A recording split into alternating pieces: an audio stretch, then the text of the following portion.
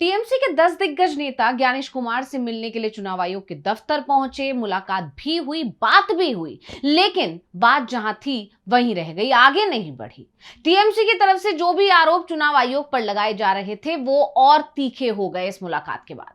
चुनाव आयोग जो पहले से ही खामोश था, टीएमसी के आरोपों पर चुप्पी साधे हुए था, उसने अपनी चुप्पी को तोड़ने से इनकार कर दिया, यानी चुप्पी बरकरार रखी। जो सवाल टीएमसी के नेताओं ने चुनाव आयोग के सामने उठाए, जो डिमांड एसआईआर को लेकर, चुनाव की प्रक्रिया को लेकर की, उस पर चुनाव आयोग की तरफ से कोई जवाब नहीं आया। यानी ये कहा जा सकता है कि टीएमसी के नेताओं से मुलाकात तो ज्ञानेश कुमार ने कर ली, लेकिन इस मुलाकात का नतीजा कुछ नहीं निकला, यानी पूरी तरह बेनतीजा रही, जिसके चलते एक बार फिर चुनाव आयोग इंडिया गठबंधन के निशाने पर आ गया है। टीएमसी नेताओं ने तो ज्ञानेश कुमार से सीधे सीधे कह दिया है कि आपके हाथ खून से रंगे हुए हैं।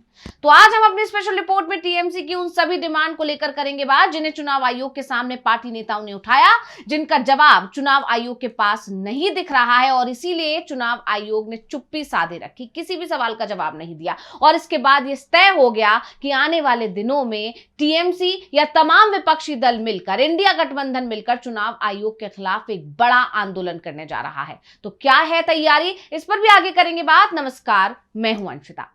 बंगाल में एसआईआर प्रक्रिया को लेकर सियासी टकराव लगातार बढ़ रहा है। माना यह जा रहा था कि चुनाव आयोग टीएमसी के सवालों का जवाब देगा, लेकिन मुलाकात के बाद तो बात और भी ज्यादा बिगड़ गई।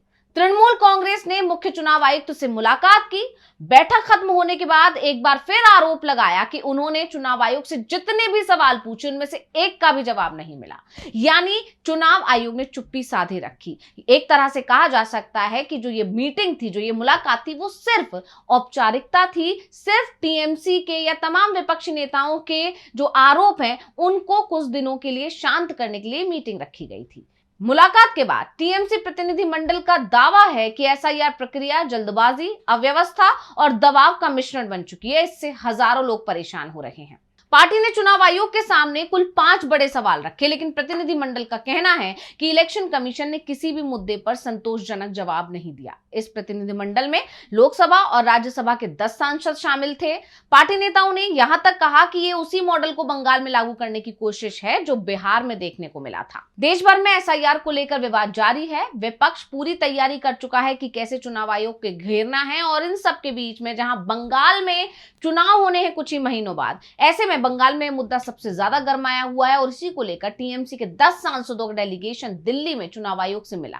सांसदों और चुनाव आयुक्त के बीच करीब 2 घंटे तक मुलाकात चली। मीटिंग से बाहर आने के बाद टीएमसी के सांसद डेरेक ओब्रायन, उन्होंने प्रेस कॉन्फ्रेंस की और कहा कि हमने सबसे पहले उन्हें एसआईआर प्रोसेस की वजह से लगभग 40 मरे हुए लोगों की लिस्ट सौंपी, जिसको देखते ही चुनाव आयोग हक्का बक्का रह गया। इसके बाद पूरी जानकारी शताब्दी रॉय ने दी। उन्होंने अपने जो 5 सवाल टीएमसी की तरफ से रखे गए उनके बारे में जानकारी दी। उन्होंने बताया कि हमने चुनाव आयोग से पूछा है कि आखिर एसआईआर किसके लिए, अगर ये घुसपैठियों के लिए है तो इसे सिर्फ बंगाल में क्यों किया जा रहा है। उन्होंने बताया कि उन्होंने चुनाव आयोग से सवाल किया कि पुरानी सूची गलत तो सरकार गलत। इलेक्शन कमीशन ने हमारी आपत्तियों का जवाब ही नहीं दिया। क्या कुछ बताया शताब्दी रॉय ने, सुनिए। आज 5 ही क्वेश्चन था, उसमें एक है फर्स्ट जो है, उसमें जो ये एसआईआर का प्रोसीड्यूर चल रहे वो किसके लिए है? देश में जो घुसपैठिया बोल रहे उनके लिए, या ये करेक्शन, वोटर लिस्ट करेक्शन करने के लिए? अगर वही है तो फिर घुसपैठिया अगर है तो त्रिपुरा क्यों नहीं, मिजोरम क्यों नहीं, अरुणाचल क्यों नहीं, नागालैंड क्यों नहीं, मणिपुर क्यों नहीं, सिर्फ वेस्ट बंगाल क्यों? और वोटर नहीं है ये बोल के हर स्टेट के जहाँ जहाँ बंगालीज लोग हैं वहाँ पे टॉर्चर हो रहे हैं। वहाँ पे जज, जब मेरा कॉन्स्टिट्यूंसी से भी, बीरभूम से भी लेके गया, वहाँ पे बांग्लादेश भेज रहे। इसका कोई सलूशन है ही नहीं। उनको लगे ये बांग्ला है नहीं, ये कोई डिफरेंट लैंग्वेज बोल रहे तो वो इंडियन है ही नहीं, वो बांग्लादेशी है। ये कौन प्रूफ करेगा, क्यों करेगा? उसका हिम्मत क्यों है जो ये बंगाली बोलने से आप बंगाली हो लेकिन बांग्लादेशी हो, ऐसा तो बोल नहीं सकते। सेकेंड, जो वोटर लिस्ट अभी तक, जो लिस्ट के बारे में हम लोग जितना भी ऑब्जेक्शन दिया है उसका कोई रिएक्शन, कोई रिजल्ट कुछ भी नहीं आए। लेकिन अगर ये वोटर लिस्ट गलत है, अगर मान ले ये वोटर लिस्ट गलत है, तो इतना जो लास्ट वोट हुआ सब गलत है, तो उसमें क्या करना है? सरकार को भी गिराना है, एमपीज को भी गिराना है, MP MLAs को भी, क्योंकि वो वोटर लिस्ट ही सही नहीं है। अगर वो वोटर लिस्ट सही नहीं है तो अभी भी वो नहीं सही नहीं है। अगर वो सही है तो ये वोटर लिस्ट भी सही होना चाहिए, सरकार भी सही है, क्योंकि उसी वोटर से जीत कर आ गए। इसमें थर्ड जो है, इसमें SIR के ये जो प्रोसेस चल रहे हैं, BLO के ऊपर इतना टॉर्चर हो रहा है, इलेक्शन कमीशन नहीं मान रहे, बोल रहे नहीं कुछ टॉर्चर नहीं हो रहा है, इतना काम तो करेगा ही। इतना काम मतलब क्या, इतना घर जाना, इतना फिलअप बोल रहे 4-5 का फिलअप नहीं, 60-70% लोग फिलअप नहीं कर सकते। एक गलत हो जाए वो कैंसिल हो रहे, तो फिर BLO को करना पड़ रहा है। इतना लिस्ट है हम लोग के पास नाम का 39, और हम लोग जब बातें कर रहे थे आप एक खौरग्राम से एक रिपोर्ट आया तो 40 लोगों का मौत हो गया, जो आधा से आधा इलेक्शन कमीशन के नाम से सुसाइड नोट लिख कर भी दिया, उसमें भी वो लोग नहीं मान रहे।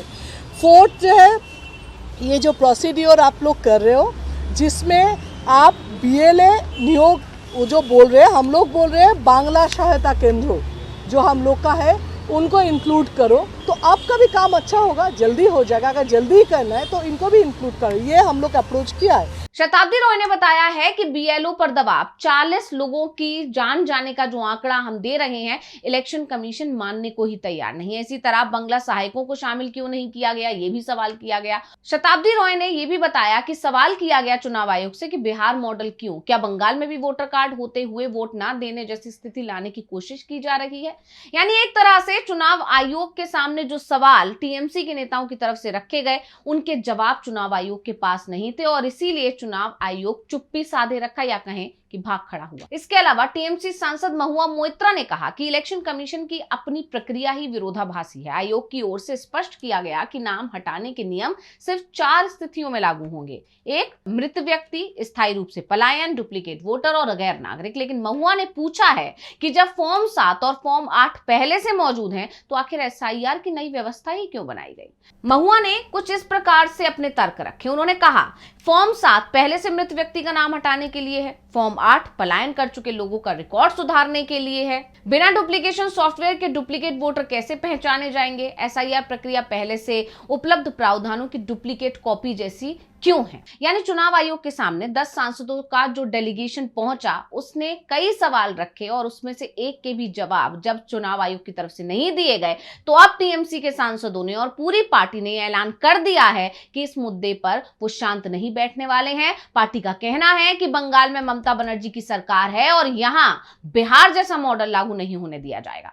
TMC ने साफ साफ कह दिया है कि SIR प्रक्रिया की हर खामी को इसी तरह उजागर किया जाएगा और चुनाव आयोग से जवाब मांगना जारी रहेगा। यानी चुनाव आयोग कितनी भी चुप्पी साधे रखे, TMC इसी तरह बार बार सवाल उठाते रहेगा। TMC सांसदों ने दावा किया है कि कुछ BJP नेताओं के बयान में यह कहा गया कि हम 1 करोड़ नाम डिलीट करेंगे। अब TMC सवाल कर रही है कि उन्हें यह संख्या कैसे पता चली। पार्टी का आरोप है कि यह संकेत है कि BJP ही चुनाव आयोग को नियंत्रित कर रही है। अब एक तरफ TMC का कहना है कि बिहार वाला मॉडल बंगाल में लागू नहीं होने दिया जाएगा, वहीं इससे पहले बिहार विधानसभा चुनाव में 20वीं सीट से चुनाव हारे भाजपा के फायर ब्रांड नेता हरिभूषण ठाकुर बचौल ने दावा किया था कि पश्चिम बंगाल में ममता बनर्जी हारने वाली है। बचौल ने कहा था कि पश्चिम बंगाल में भी वोटर लिस्ट का स्पेशल इंटेंसिव रिवीजन, जिसमें फर्जी मतदाता हट जाएंगे और ममता बनर्जी इस बार जाएंगी, वो सत्ता में नहीं आएंगी। अब BJP के ही नेता एक तरह से बंगाल में TMC के आरोपों पर या विपक्ष के आरोपों पर मोहर लगा रहे हैं, जिसमें यह आरोप लगाया जा रहा है कि SIR के सहारे BJP को जिताने की तैयारी की जा रही है, BJP के लिए ही SIR प्रक्रिया करवाई जा रही है।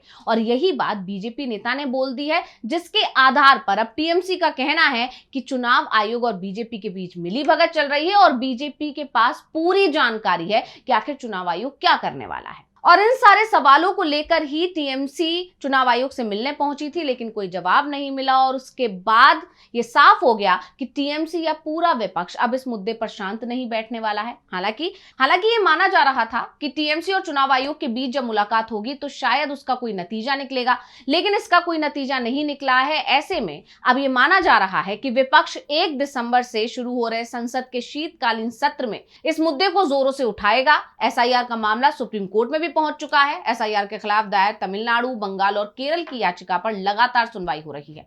इस दौरान चुनाव आयोग ने यह भी कहा था एसआईआर प्रक्रिया को लेकर राजनीतिक दल जानबूझकर डर का माहौल बना रहे हैं। चीफ जस्टिस सूर्यकांत और जस्टिस जयमाल्या बागची की बेंच ने केरल सरकार की याचिका पर केंद्र और राज्य चुनाव आयोग से 1 दिसंबर तक जवाब देने को कहा है। अब अगली सुनवाई 2 दिसंबर को होगी। वहीं तमिलनाडु में याचिका पर 4 दिसंबर और पश्चिम बंगाल की याचिका पर 9 दिसंबर को सुनवाई होगी और इसी दिन चुनाव आयोग राज्य की ड्राफ्ट वोटर लिस्ट भी जारी करेगा।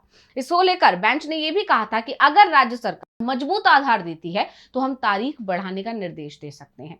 उन्होंने ये भी कहा था कि एसआईआर पहले कभी नहीं हुआ तो ये वजह ईसी के फैसले को चुनौती देने का आधार नहीं बन सकती। यानी साफ है कि चुनाव आयोग अब चौतरफा घिरा हुआ है। सुप्रीम कोर्ट भी ये कह चुका है कि अगर उन्हें लगा तो वो तारीख को बढ़ा भी सकते हैं। और इस सब के बीच में टीएमसी ने ये नए आरोप लगा दिए हैं कि उन्होंने जो सवाल पूछे, जिसको लेकर टीएमसी पहले ही कह रही थी कि हम चाहते हैं ये बैठक सार्वजनिक तौर पर हो, जिससे पता चले कि टीएमसी के सांसदों ने क्या सवाल पूछे हैं। हालांकि वो मांग नहीं मानी गई चुनाव आयोग की तरफ से, तो टीएमसी ने खुद आकर वो तमाम सवाल सामने रख दिए हैं जो उन्होंने चुनाव आयोग से पूछे। लेकिन बड़ी बात यह है कि चुनाव आयोग के पास टीएमसी के किसी भी सवाल का जवाब नहीं था। और अब निगाह है जो 9 दिसंबर को या आने वाले 2 दिसंबर को सुनवाई होनी है सुप्रीम कोर्ट में, उसमें सुप्रीम कोर्ट के सामने विपक्ष की तरफ से, इंडिया गठबंधन की तरफ से क्या दलीलें रखी जाती हैं, उस पर सुप्रीम कोर्ट क्या प्रतिक्रिया देता है, इस पर भी सभी की निगाहें हैं। लेकिन फिलहाल बिहार के बाद अब बंगाल में यह मुद्दा गर्माता जा रहा है और टीएमसी ने एक बात साफ कह दी है